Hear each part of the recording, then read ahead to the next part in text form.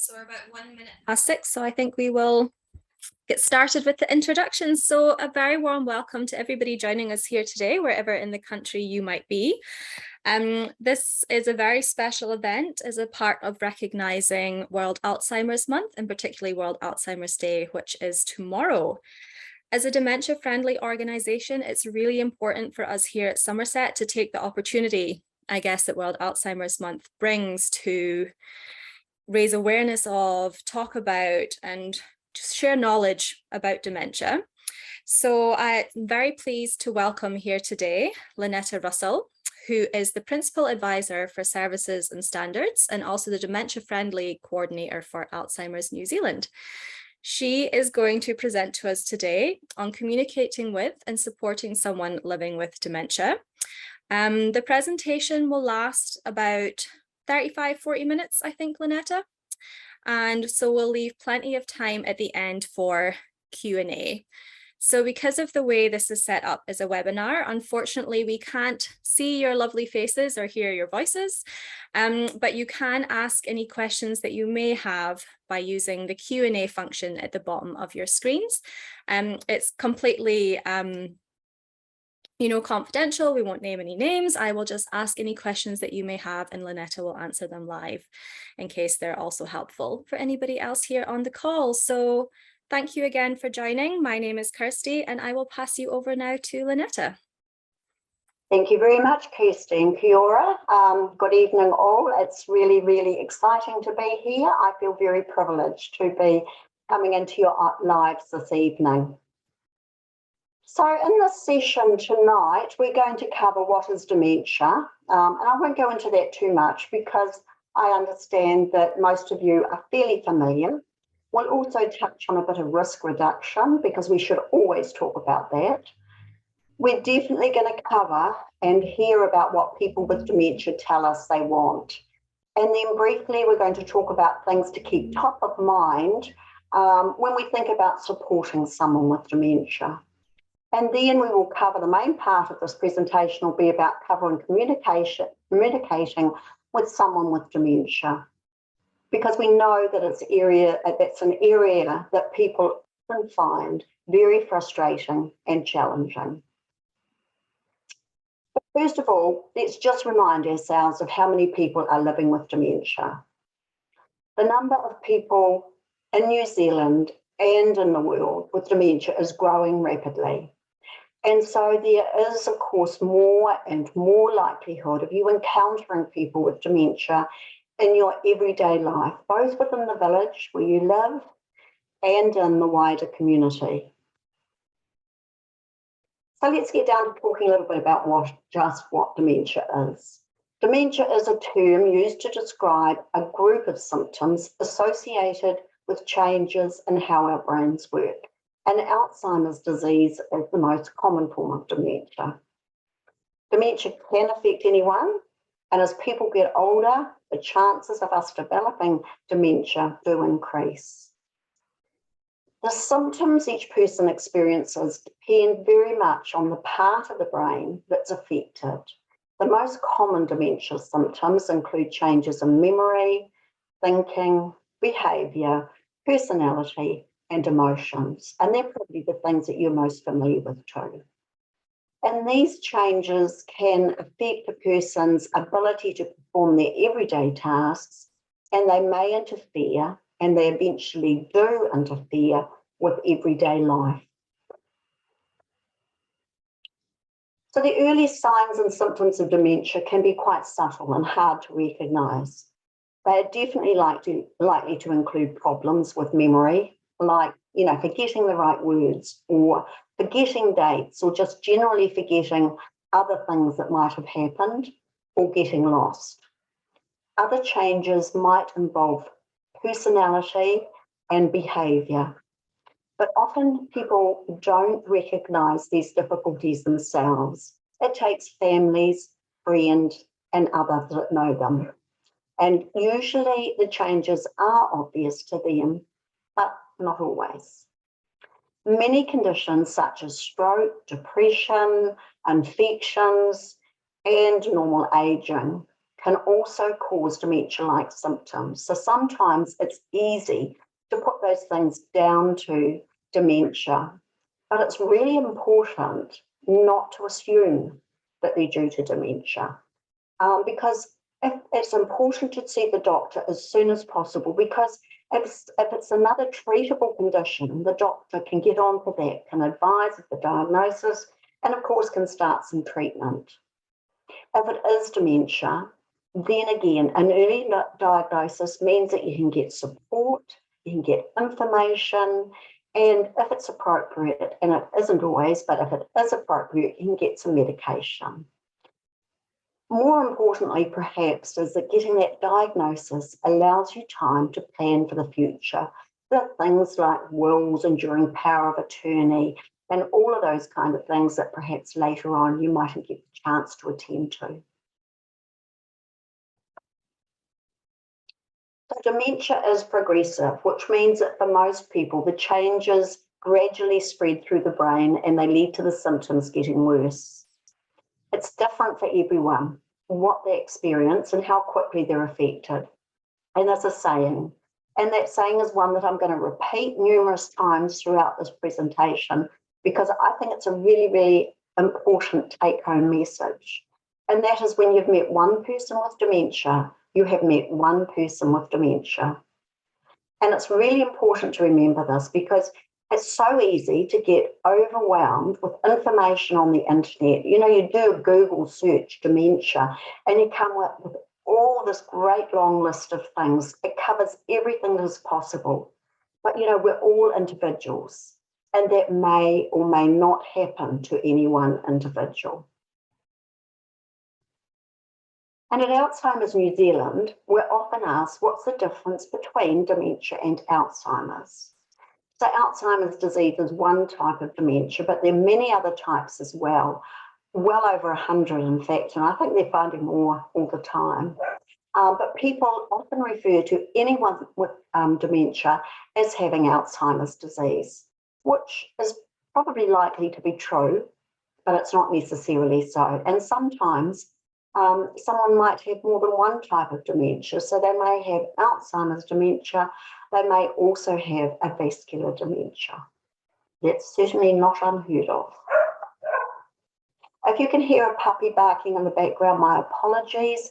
She's a 12-week-old golden retriever, and she just barks at the most inappropriate times, and she's pretty hard to quieten. So my apologies. Okay, so now we're going to talk a little bit about reducing our risk of getting dementia. And lots of work has been done and continues to be done on what we can do to reduce our risk of getting dementia. And what we can do starts from a very early age, although we always haven't got much say in that. And while there's currently no clear consensus, some evidence suggests that about 1/3 of dementia cases could be prevented by addressing the 12 modifiable risk factors. So these risk factors are, from the early age, it's improved early life education up to the age of 12 years. And so here in New Zealand, you know, we're doing okay for that, but in some of the less developed countries, that can be a significant contributor.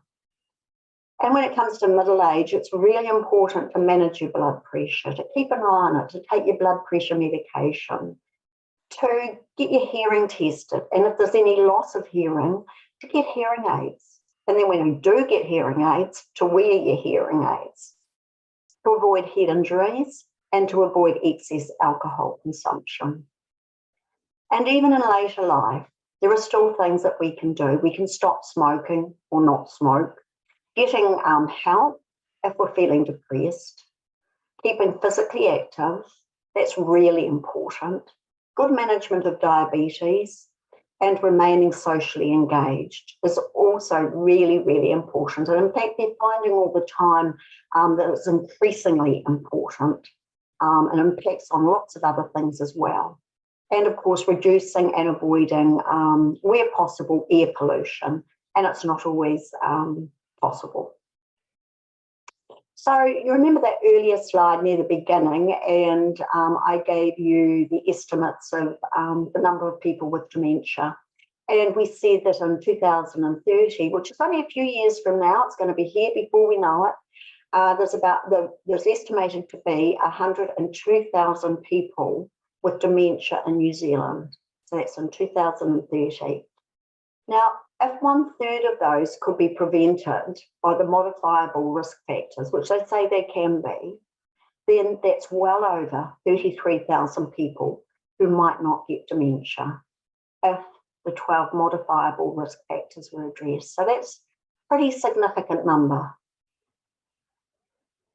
And it means that a lot of things are under our control. And generally, looking after your heart also looks after your brain. And I think we're getting this pretty much drummed into us now, that certain lifestyle choices can affect the health of your heart. Adopting a healthy lifestyle helps to prevent high cholesterol, high blood pressure, obesity, and diabetes. And all of those things contribute to getting dementia. So if you look after those things and prevent them or reduce the impact of them, it also reduces your chances of getting dementia. And of course, our body and our brains both rely on food for fuel. In order to keep them functioning properly, we need to consume a healthy, balanced diet. And there's heaps of good evidence that eating a Mediterranean-style diet, that's your olive oil and your fish and your lots of veggies, can reduce the risk of developing some forms of dementia. And remember, what is good for the heart is good for the brain. Also, by challenging our brains with new activities, we can help build new brain cells, and we can strengthen the connections between the brain cells. And those connections are really, really important. And this may counter the harmful effects of Alzheimer's disease and other dementias. And social activity, social engagement is also being shown to be really beneficial to brain health because it stimulates our brain. It helps to reduce the risk of developing dementia and helps to reduce the risk of developing depression. Remaining socially engaged and an active part of the community is really important for people with dementia as well. However, and unfortunately, there are risk factors for dementia that we can't change, and some risk factors for dementia can't be avoided. We can't stop ourselves from growing old, and our genes, we have little control over what our genes are. So those are the two things that are really unavoidable. However, just because we might have a relative with dementia, that doesn't mean that we will get it. For some types of dementia, it does increase the risk though. And likewise, the older we get, the higher is the probability that we'll get dementia, but not all older people will get dementia.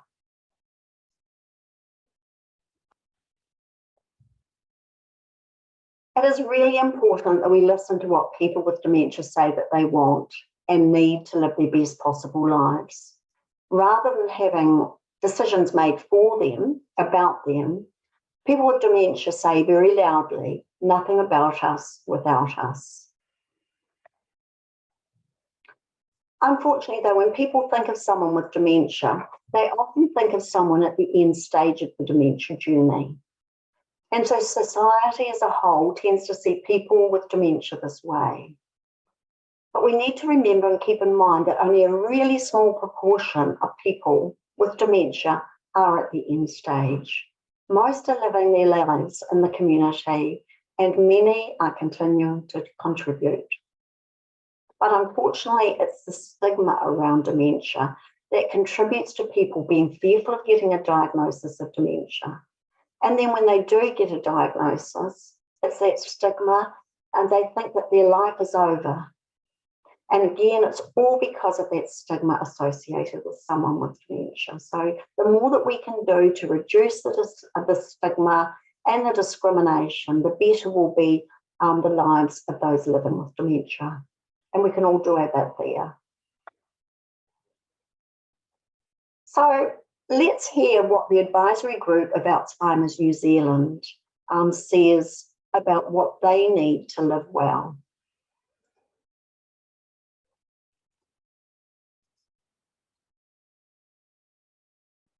Sorry, Lynetta, we hear that, I don't think.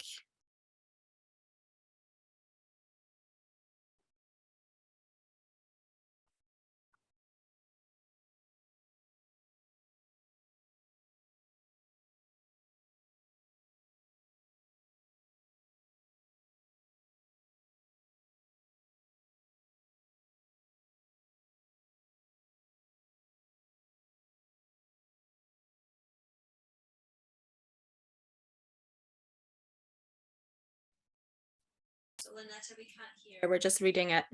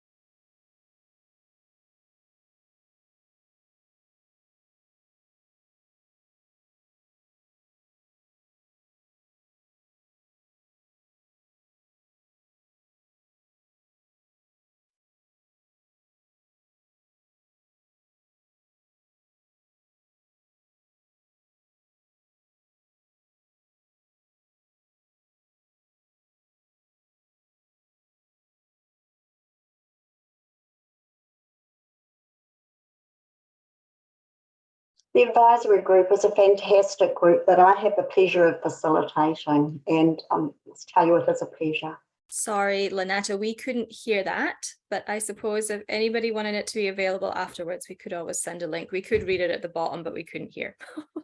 Oh dear, okay, so you have seen the words, that's great. I'm sorry about that. No worries. Okay, but I'll definitely share it. So the Alzheimer's New Zealand Dementia Friendly program is also about supporting people living with dementia to live well, just as the advisory group asks us. And through the dementia friendly organisations such as you at Summerset, and through more dementia friendly communities, we contribute to making the world a much better place for all those living with dementia. So thank you for doing your bit at Summerset. It really is great.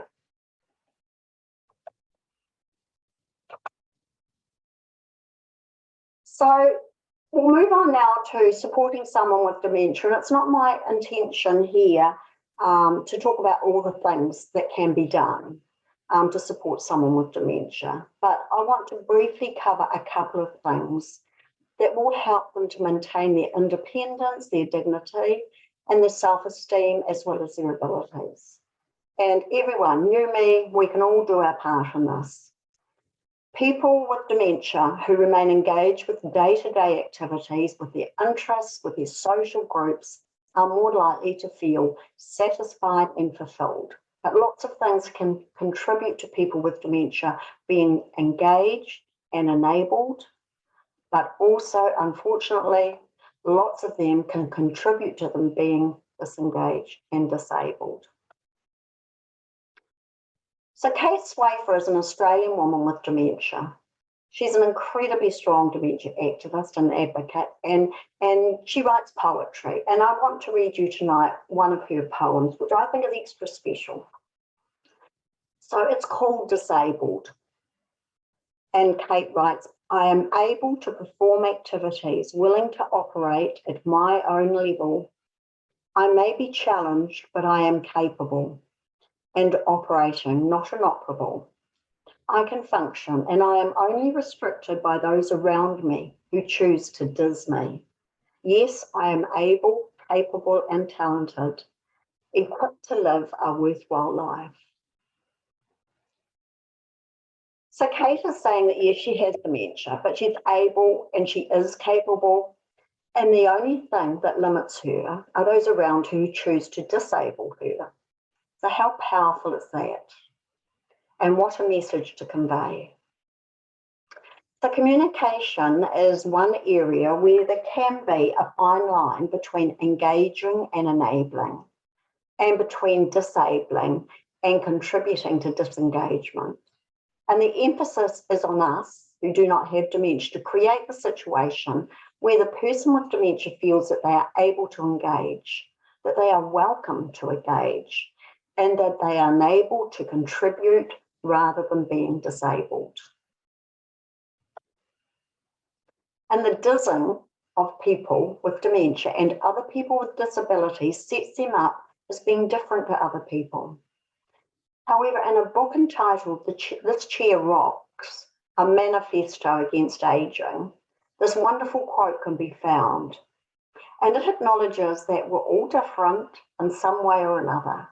And a disability, such as a cognitive impairment, including dementia, is just another aspect of that diversity. That's a neat way of looking at it, I think, and it's quite it's a really good book to read too, if anybody can get a copy of it. So communicating with people with dementia. Communication requires two people. And when one person has failing abilities, communication becomes difficult and it puts more responsibility on the other person in the communication. As the condition progresses, a person with dementia experiences a gradual decline in their ability to communicate, and they find it more and more challenging to express themselves clearly and to understand what others are saying. It's important to note, however, that there are many causes of dementia, with each affecting the brain in different ways. So every person who is living with dementia is unique, and the difficulties they may have in communication, their thoughts or their feelings are also very individual. No two people are ever going to be the same. So, if you met one person with dementia this week, they won't be the same as the person with dementia that you met last week.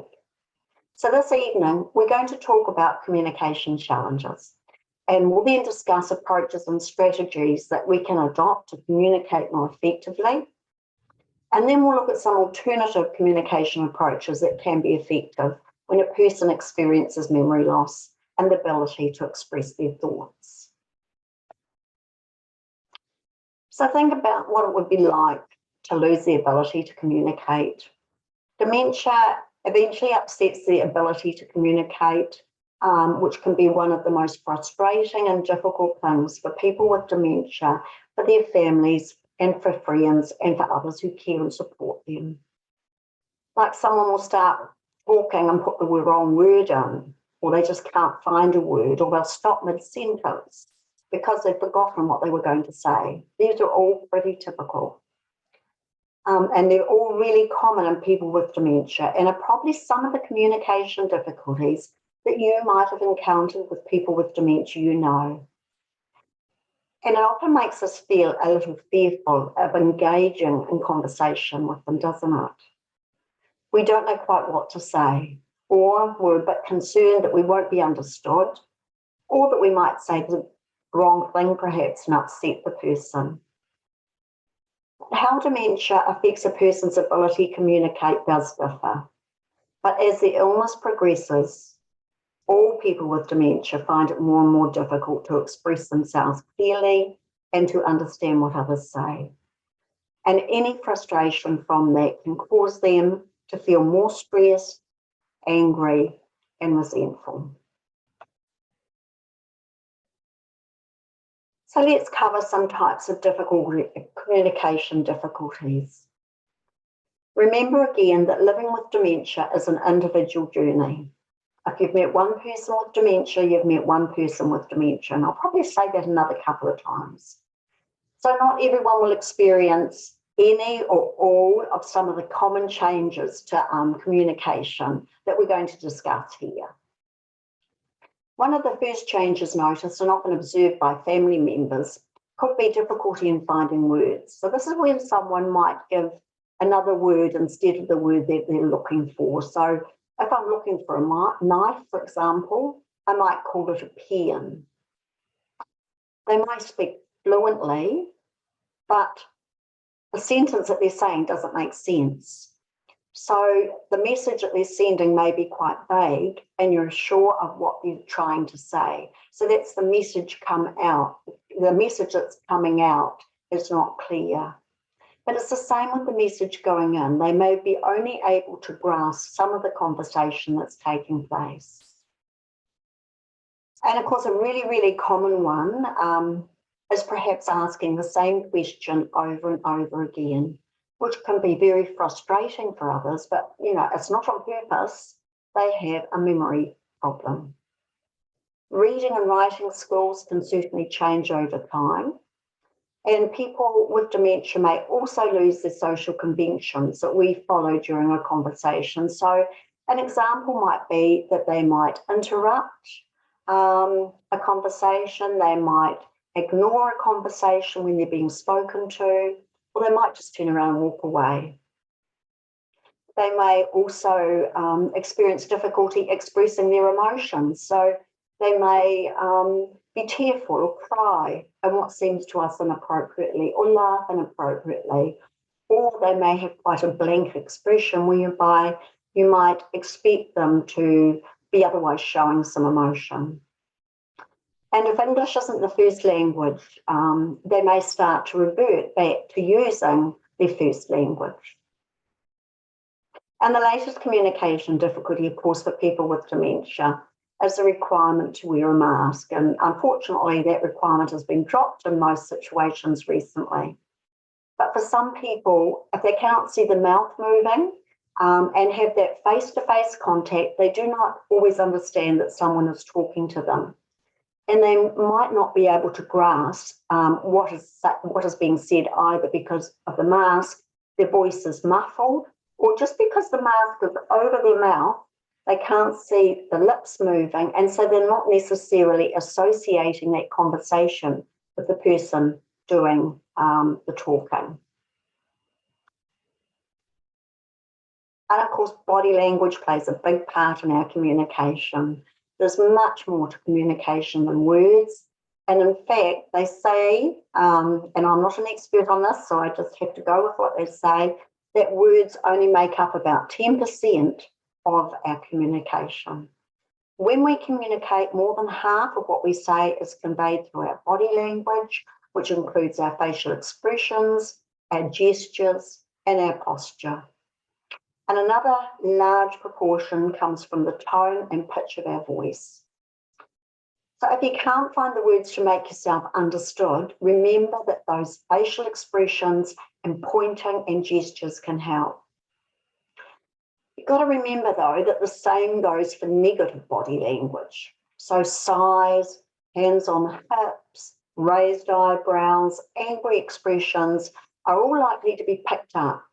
So try to be kind in your tone of voice and in your facial expressions. And it's also really important that our body language, our tone of voice, and the words that we're using are all aligned. They all match to convey a clear message, because if one of them is out, it's very likely that that will be picked up. So when it comes to using body language, some of these things are very simple, but they can be really effective for the person with dementia because they can really benefit from visual cues. And things like hand gestures, nodding of your head, a smile can go a long way. Pointing to an object. So if you're asking, would you like a cup of tea, for example, point to a cup or to the kitchen. Or if you're wanting to have a conversation and the television's on, perhaps indicate that the television could be turned down. But never, of course, forget the significance of a warm smile and laughter. And laughter often breaks down all sorts of barriers and communicates more than words can. So just ways of talking to someone. Firstly, it's important to approach the person from the front because people with dementia, often their peripheral vision, the side vision, is often impacted with the dementia. And it also helps to get the person with dementia engage with you if you have that eye-to-eye contact. Because if they're distracted or something else, the communication may not be successful. eye contact is one way to help the connection to happen. It's also important that we check hearing loss and making sure that that if there is hearing loss, that the hearing aids are in and that they're turned on, of course. And vision, if the person is wearing glasses, that they've got them on if they need them, and that the glasses are clean. It might not be appropriate if you're not a regular acquaintance to ask about these things, hearing aids, or about glasses. But it is good to be aware and to check these things out if you think they may be contributing to some poor communication. It's also important to always remain calm and think about the tone of our voice, to talk in a gentle, friendly manner, but in a matter-of-fact way. Keep sentences short and simple. Long sentences with 2 or more issues in them are not helpful for anyone. For people with dementia, they'll probably forget the first issue once you start talking about the second issue. It's also important not to finish sentences for the person with dementia or to cut them off because you think you know the ending. Allowing them to express themselves however they can. This is being respectful. It's respectful in any communication. It's particularly respectful if you're communicating with someone with dementia. And always allow plenty of time for what you've said for them to understand. So, sometimes silences can be a little bit awkward, can't they? But you just need to sort of breathe and let the silence happen while the person with dementia thinks about what the discussion has been. Using some orientation approaches can really help. So an example might be, you see that Bob, your son, is just arriving to visit you. How lovely. Or you could say something like, fancy meeting you here at the library at Summerset today. So this is orientation to time, to place, and to relationship. And that can be really, really helpful for the person. Another area that can be really helpful is signage. The more signage we have in our homes and in our communities, the easier it is for people with dementia to be independent.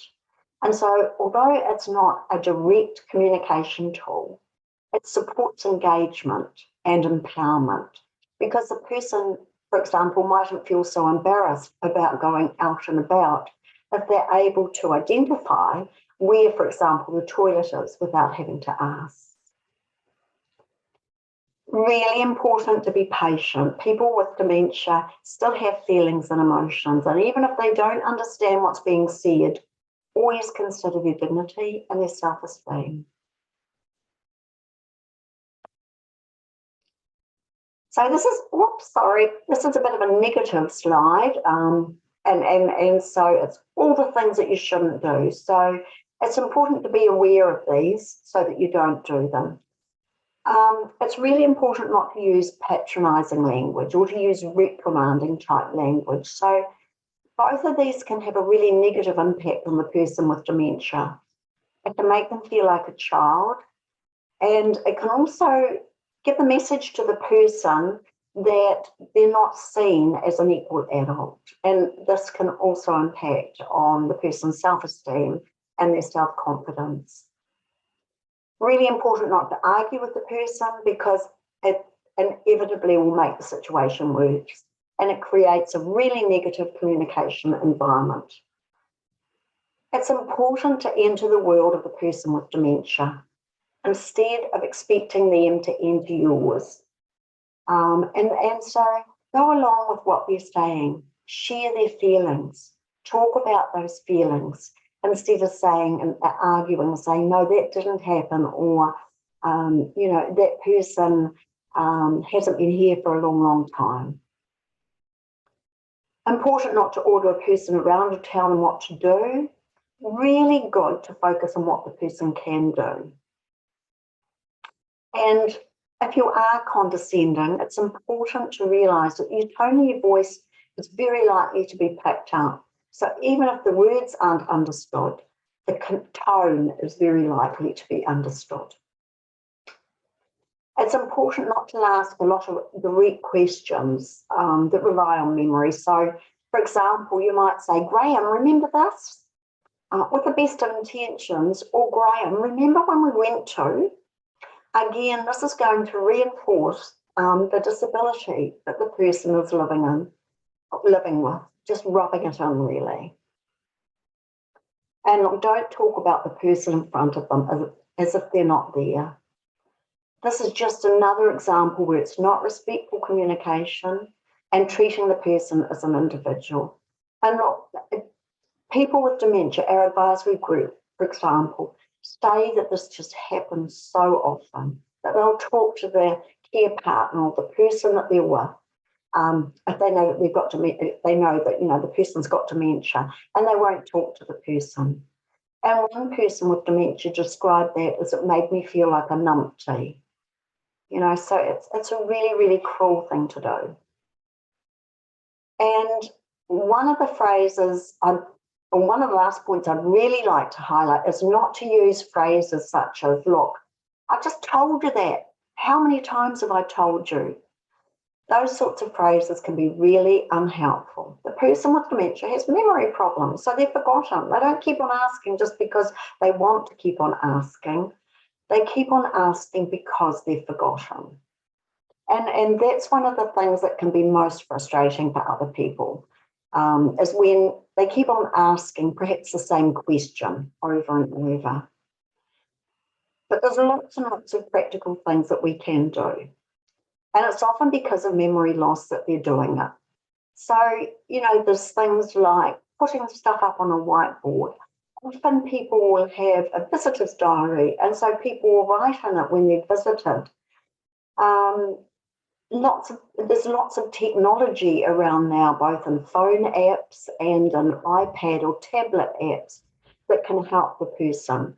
There's lots of memory cards. Photographs can help to reorientate a person. So there's heaps and heaps of practical strategies that anyone can implement. If they do continue, though, to keep on asking the same question over and over, sometimes you just need to breathe deep. Take a moment to breathe, because it can be frustrating and stressful. And even in the best planned situations, this can happen. So Christine Bryden is an Australian woman who was diagnosed with dementia at age 46, and she shared a number of her insights about ways that families and friends can help a person with dementia. And so I'm reading her words here, and that Christine provides these tips for communicating with a person with dementia. She says, be patient, give us time to speak, wait for us to search around that untidy heap on the floor of our brain for the word we want to use. Don't you love a description? Try not to finish our sentences, just listen, and don't let us feel embarrassed if we lose the thread of what we say. Don't rush us into something because we can't think or speak fast enough to let you know whether we agree. Try to give us some time to respond, to let you know whether we really want to do it. Be considerate. When you want to talk to us, think of some way to do this without questions that can alarm us or make us feel uncomfortable. If we have forgotten something special that happened recently, don't assume it wasn't special for us too. Just give us a gentle prompt. We may just be having a momentary blank. Sometimes we just don't remember. Don't try too hard, though, to help us remember something that just happened. If it didn't register, we're never going to be able to recall it. An important one, I think, is background noise is confusing. Avoid background noise if you can. If the TV is on, mute it first. And Christine also says that many children can make it difficult. If children are underfoot, remember we get tired very easily, and we find it hard to concentrate on talking and on listening as well.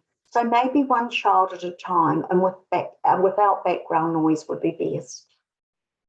And she also makes a suggestion about if you're going out and about with somebody with dementia, perhaps suggest that they wear earplugs, particularly if they're going to shopping centres and other noisy places. Now, that isn't, of course, the best for communication, and so you'd have to find some other strategy to easily communicate, but it's probably less stressful for the person with dementia. So finally, I just want to go over a few simple things just to sort of consolidate what we've talked about. First of all, the 4 S's of communication: slow, simple, specific, and show, as in demonstrate or gesture. And then to share with you 10 top tips for supporting someone with dementia. And this is a pamphlet that is available on our website. Get to know me. Take time to build trust and rapport. Once again, if you've met one person with dementia, you've met one person with dementia. Don't assume that the person that you met last week will act the same behaviours as the person you meet today. They won't. Maintain eye contact and smile. A person with dementia will definitely notice your emotional state, your body language, the tone of your voice, and how you make them feel. Slow down, don't rush the person. Speak clearly and calmly at a slightly slower pace than normal, and allow time between sentences for the person to process. Show respect, don't patronise the person, and just remember that a little bit of humour can relieve the pressure if there's been a misunderstanding. Avoid asking too many direct questions or asking something that requires a complicated response. Ask questions one at a time and phrase them in a way that requires preferably a very simple, like a yes or no answer. And if the person doesn't seem to understand what you're saying, try to get the message across in a different way, by using facial expressions, by using gestures, or sometimes it's even helpful to go and get another person to relay the message, and that can make all the difference. Talk with others. Talk together about what has happened and how you dealt with the situation. And we call this what works.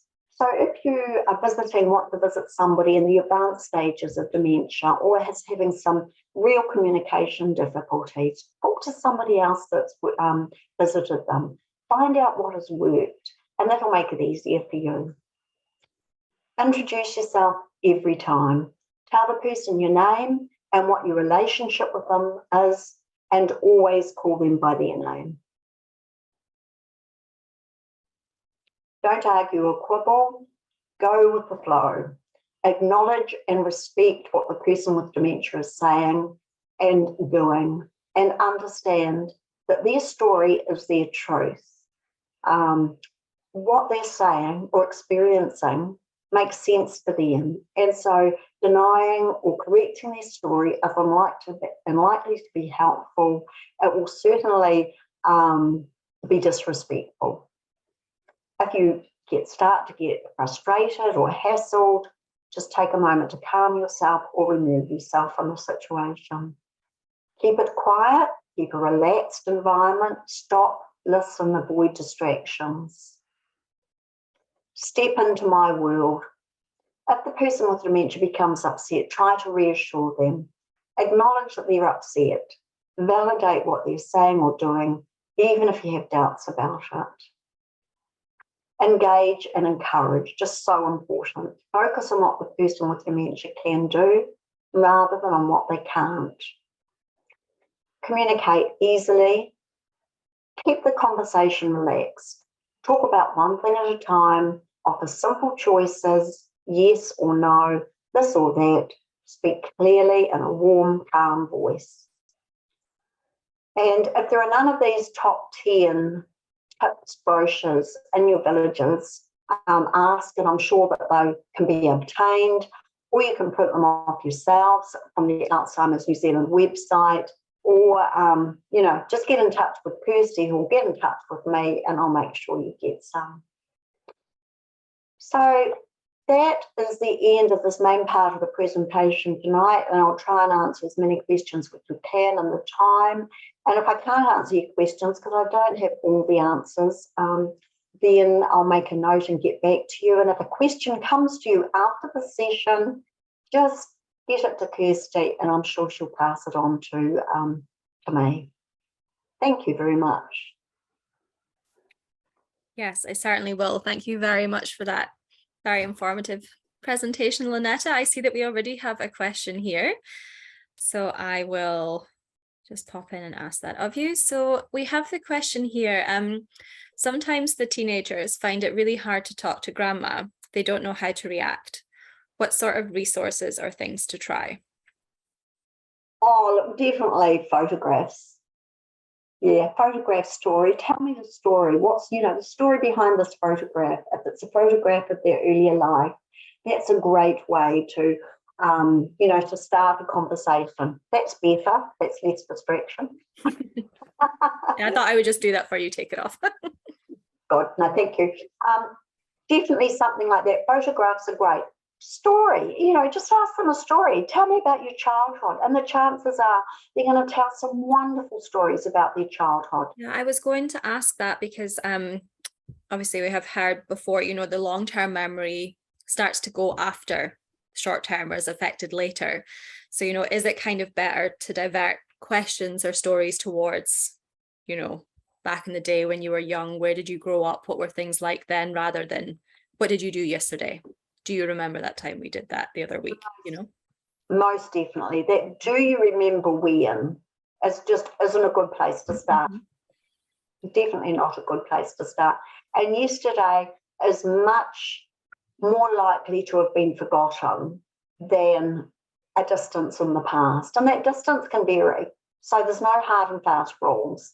But, it's just a little bit sitting down and just talking to the person gently and just, asking them about a stage in their life and getting a feel for whether they're connecting with that stage or not, and then just try something else, some other little strategy. But definitely talking about some part of their past will bring back lots and lots of memories and conversation. And if you can connect that alongside a photograph, then that reinforces it. Yeah. And I suppose as well, if you're having that difficulties communicating with each other, maybe it's a particularly not a great day and they're not communicating as well as they might usually, just maybe anecdotes about your own day, just wee stories and what you've had going on, whether you're at school or work or absolutely.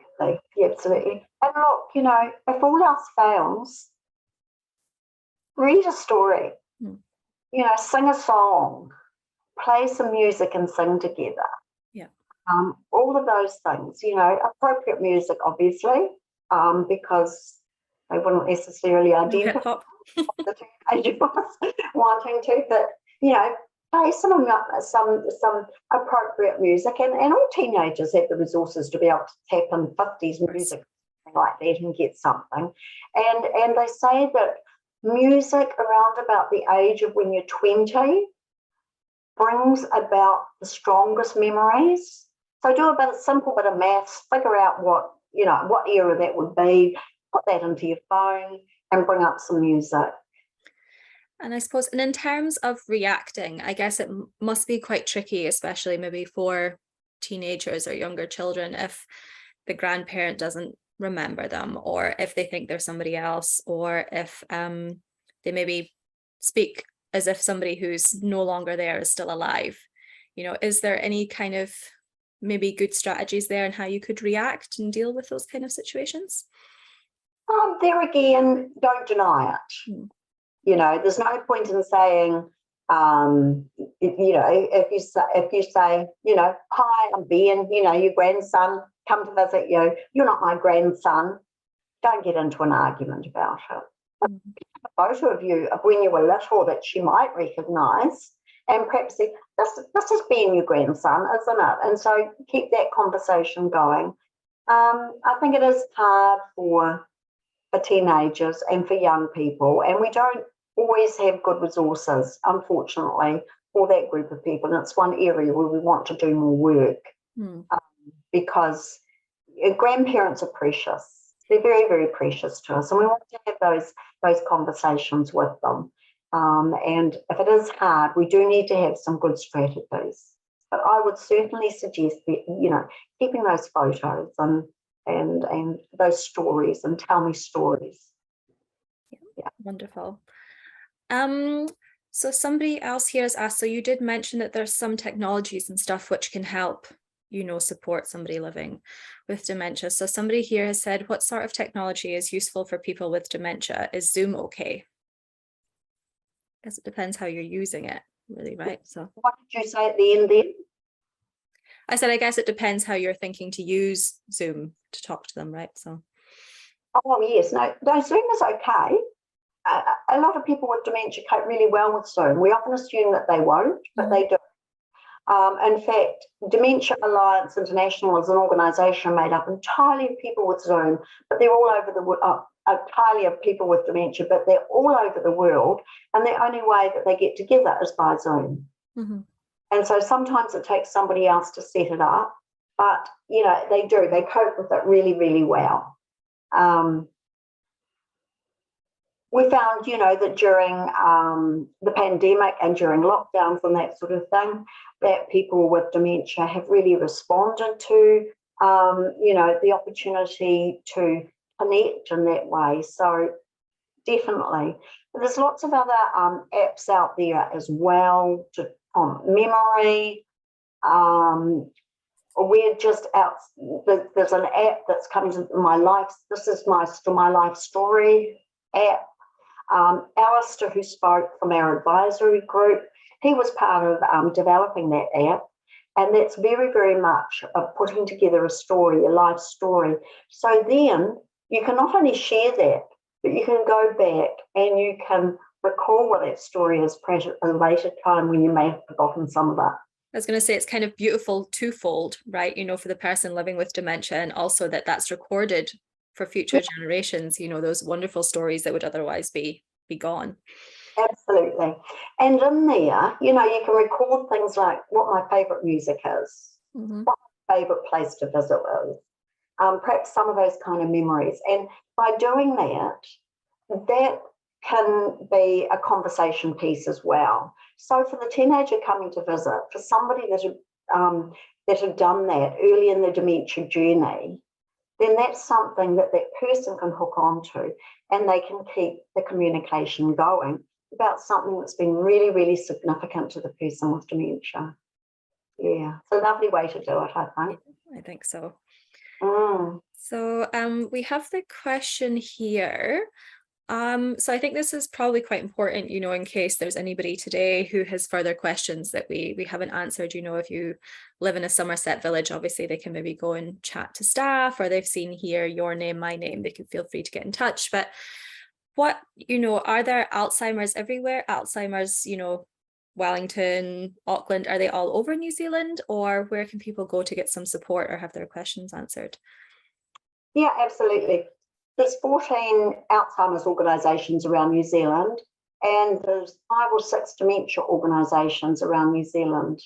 And so whatever area you are, there'll be an Alzheimer's or a dementia organisation in that area. It doesn't mean to say that they're in that small town or whatever. It's it's difficult to get to every part of New Zealand, but they definitely cover from all. Also, there's the 0800 number. Dementia New Zealand has an 0800 number. Alzheimer's New Zealand has an 0800 number. And I know that I answer a lot of the 0800 calls, and, I really enjoy interacting with people when they ring in and they've got a question. So that is available too. And likewise, can email in any questions. Yeah. And I mean, it's resources for, everybody who has a concern around dementia, whether they're worried they might be facing a possible diagnosis, or they've been diagnosed, or if you have a family member who you're worried about, or there's a diagnosis. There's so many resources there to support everybody through the journey. Right? Oh, absolutely. But it is really, really important, if you are worried, you do seek help. Yeah. Don't worry alone. No, of course. And there is help. There is help out there. I think sometimes people think, dementia, there's no cure. You'd rather not know, that's, I think, with some people, yeah. But, there's things that you can do, absolutely things you can do. And it's really important to do those things as early as possible. So we encourage people to go and get their diagnosis, or it might not be dementia. And so why worry about something if it's something else that's easily treatable? Because there's a few conditions, I guess, that can give similar symptoms to, like, the memory loss and different things. Oh, look, in older people, it can be just an infection. Yep. And it can be low infection that just goes on and on for a long time. That, you think of an infection or you get a high temperature, you feel really sick and so on. But for older people, that's not always the case. And so it can be something as simple as that, and it's easily treatable. So if someone was to go to their GP to see about a possible diagnosis, what can they expect from that assessment or that kind of consultation process with their doctor? Okay. They could expect to have probably initially, it would be good to give the doctor some indication of why you were coming, because it's often suggested that for that visit you have a double appointment because the GPs are so posh. So just so that you get the time that you deserve, make a double appointment. Go along with a list of your concerns. Or if you're going along with somebody else, take your list of concerns with you, because, all of us, when we get into a situation, we forget the things we had top of mind, they sink down. So take along your list of concerns. The GP will listen to those concerns.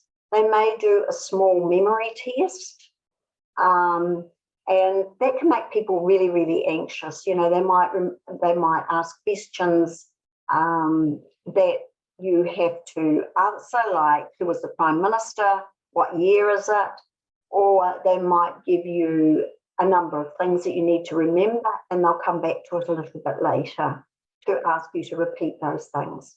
So they can do tests like that. They should take blood tests. They should do a full physical examination. So you expect those things.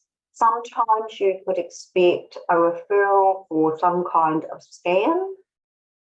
Sometimes there might be a referral to a specialist.